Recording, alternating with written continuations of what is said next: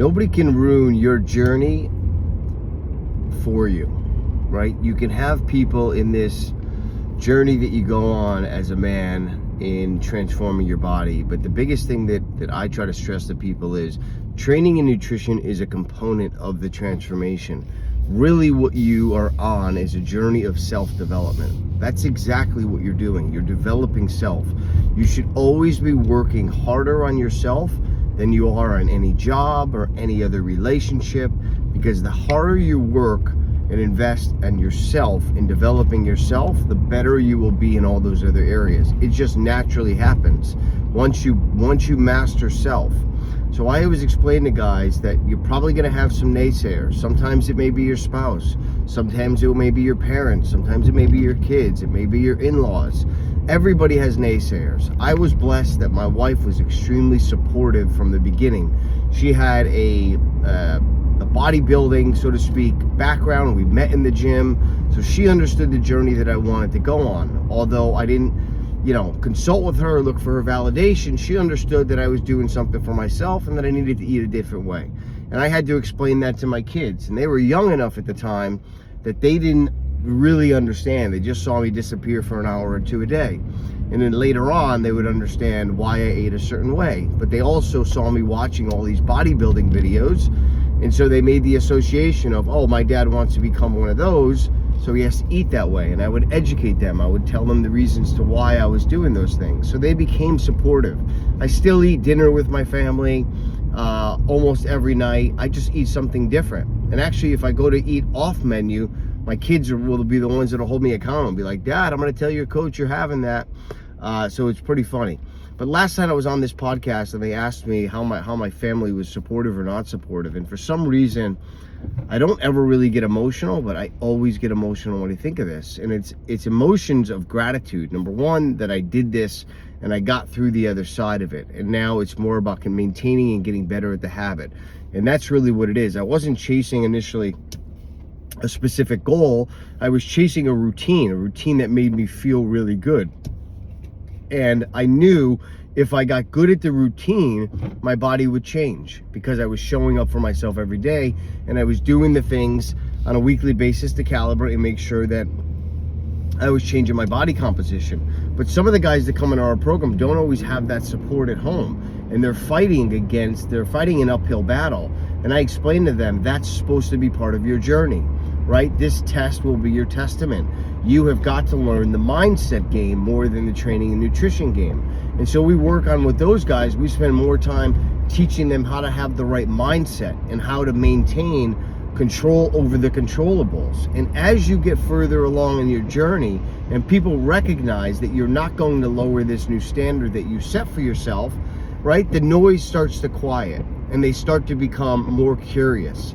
And really it's that they're envious that you're making decisions that they have not made for themselves. And so when they see you doing it, it makes them feel uncomfortable, right? And that's something that is on them, not on you. So how you respond to those people in those moments is really just understanding what it is and why it's there, and then not allowing it to impact you emotionally. And I have a guy, so some guys come in and everybody's different, but every once in a while you get a rock star that just crosses every T, he dots every I, right? And he's losing a pound a day every single day. And some days he's hungry and he's checking in and he's asking, is this hunger right? And we're saying yes, and he's immediately strengthening that mental muscle that is required. People think to have abs all year round that you're always going to be satiated. No, you're always going to be a little bit hungry, right? But you get used to that. There's a trade-off that happens. That's later on down the road. But in the beginning, it's important to recognize there are going to be moments of discomfort. And this is when the work begins. This is when you need to step into that and lean into that discomfort and say, this is why I'm doing this, right? In order to get to where we want to go, we have to do things that we've never done. And usually we end up in bodies that we're unsatisfied with because we've surrounded ourselves with comfort. And we've surrounded ourselves with not being criticized and fitting in and mixing in with the average Joe. And so the goal of the program that we run for guys, the most important thing is training them on non-negotiables daily. And that raises their standard. When you raise your standard, You have to adopt a different mindset, and that mindset will become stronger and stronger each day with every set of challenges. From meal to meal, it'll get stronger. It'll get validated, or it'll crack. When somebody asked me last night on the podcast, how do you deal with not hitting your goals? And I said, well, because I don't make the goal something other than a habit, an execution of a habit. So I have a chance every day to wake up early. And if one day I don't wake up early, well, tomorrow I have that chance again, and I have grace with myself. And then secondly, I have a chance every 4 hours to pat myself on the back and say, job well done. Why? Because I'm eating off of a meal plan that I know is good for me. It's good for my mind, it's good for my body, it's good for my goals. So as long as I say, okay, well, I messed up this meal, but I get another chance in 4 hours to do it again.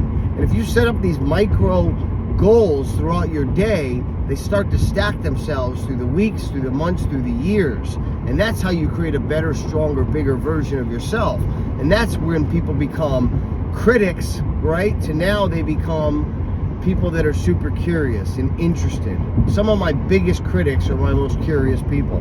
How does he do that? Why does he do that? Why does he eat that way? What's he eating now? Well, why do you eat that one instead of that one? Oh, hold on. Before you were telling me, why was I doing all this shit, right? It wasn't really going to make a difference. Just eat the pizza or just have the drink. And now all of a sudden you're super curious as to why I'm eating green beans over Brussels sprouts, right? Because now I have the result that they want. So sometimes you guys have to recognize in your own journey, if you're on a journey, that you cannot have leverage or credibility until they actually see the visual results, or they see the execution and the standards are not going to drop. You're going to stay the course regardless of what they say or do. And when you do that, the world becomes your oyster. People become super attracted to you, right? There's a vibration that you carry that people just want to be around, because now you're not blending in with the average Joe. You're different. And that what separated you was your habits and your mindset, not your training and your meal plan. Training and the meal plan are two pieces of the puzzle that help the other piece of the bigger pie, the self-development piece, work really well. You have got to train to raise your vibration every day to get to an elevated state, right? And two, you've got to feed your body so that your mind has the right thoughts, because your thoughts control how your body responds. You could do all the great training in the world. You could do Chris Bumstead's training and follow his meal plan, but your body will not change if you can't control your thoughts.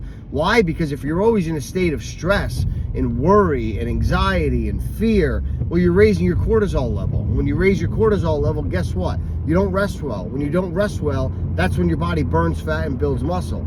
So if you're not resting well, you're not burning the fat or building the muscle, regardless of how good your meal or your training plan is.